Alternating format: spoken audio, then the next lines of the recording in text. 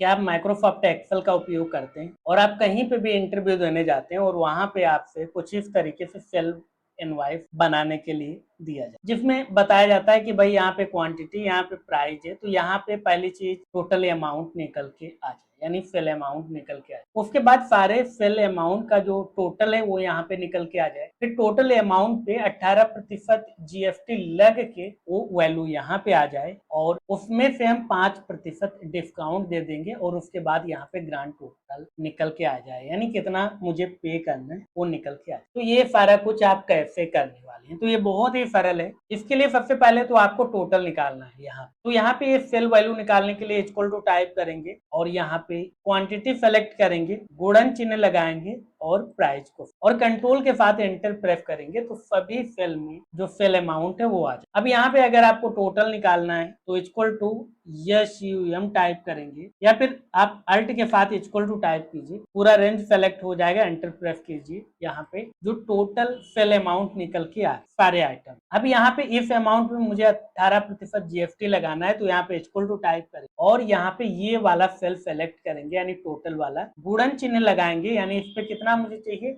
18%, तो यहाँ पे 18 और प्रतिशत का चिन्ह भी लगा और एंटर प्रेस कर। तो ये जो टोटल अमाउंट है उसका 18% इतना अमाउंट निकल के आ जाए। अब यहाँ पे मुझे क्या चाहिए, अब मुझे यहाँ पे डिस्काउंट देना है, तो डिस्काउंट के लिए फिर से इक्वल टू लगाएंगे और ये टोटल अमाउंट सेलेक्ट करेंगे, गुणन चिन्ह लगाएंगे और यहाँ पे कितना चाहिए 5% चाहिए, तो भाई 5 टाइप और एंटर कर देंगे तो इतना डिस्काउंट हो जाएगा, यानी इतना यहाँ पे जीएसटी लगेगा 2,75,040 रुपया और जिसमें से 76,400 रुपया डिस्काउंट हो जाए। अब यहाँ पे निकालना है जी ग्रांड टोटल, तो क्या करेंगे इक्वल टू लगाएंगे। सबसे पहले क्या सेलेक्ट करना है, सबसे पहले हमें टोटल